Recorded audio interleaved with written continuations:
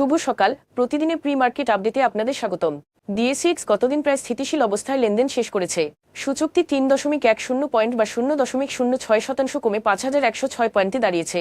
বাজারে লেনদেনের পরিমাণ ছিল ৬০৬ কোটি টাকা, যা আগের কার্যদিবসের তুলনায় ৯.৫৯% কম। বাংলাদেশ ব্যাংক সম্মিলিত ইসলামী ব্যাংকের মুনাফা বন্টন সংক্রান্ত আগের নির্দেশনা সংশোধন করেছে। সংশোধিত সিদ্ধান্ত অনুযায়ী ২০২৪ ও ২০২৫ সালের জন্য কেবল ব্যক্তি আমানতকারীরা তাদের আমানতের বিপরীতে ৪% হারে মুনাফা রিটার্ন পাবেন। স্টক ব্রোকাররা পুঁজিবাজার নিয়ন্ত্রক সংস্থার কাছে ঢাকা স্টক এক্সচেঞ্জের বর্তমান সেক্টর শ্রেণীবিন্যাস কাঠামো আধুনিকায়নের দাবি জানিয়েছেন। তাদের মতে, বর্তমান পুরনো কাঠামো বাজার বিশ্লেষণে বাধা সৃষ্টি করে এবং বিদেশি বিনিয়োগকারীদের কাছে বাজারের আকর্ষণ কমায়। তাই আন্তর্জাতিক মানদণ্ডের সঙ্গে সামঞ্জস্য রেখে শ্রেণীবিন্যাস পুনর্গঠন প্রয়োজন। বাংলাদেশে প্রথমবারের মতো ৭০০ মেগাহার্টজ ব্যান্ডের স্পেকট্রাম বরাদ্দে একমাত্র ক্রেতা হিসেবে গ্রামীণফোন ১০ মেগাহার্টজ স্পেকট্রাম পেয়েছে। বিস্তৃত কভারেজ ও ভবনের ভিতরে ভালো সিগন্যাল পৌঁছানোর সক্ষমতার কারণে এই ব্যান্ডকে গোল্ডেন ফ্রিকোয়েন্সি হিসেবে বিবেচনা করা হয়। এর ফলে গ্রামীণফোন দেশটির প্রথম অপারেটর হিসেবে এই লো ব্যান্ড স্পেকট্রাম বরাদ্দ পেল।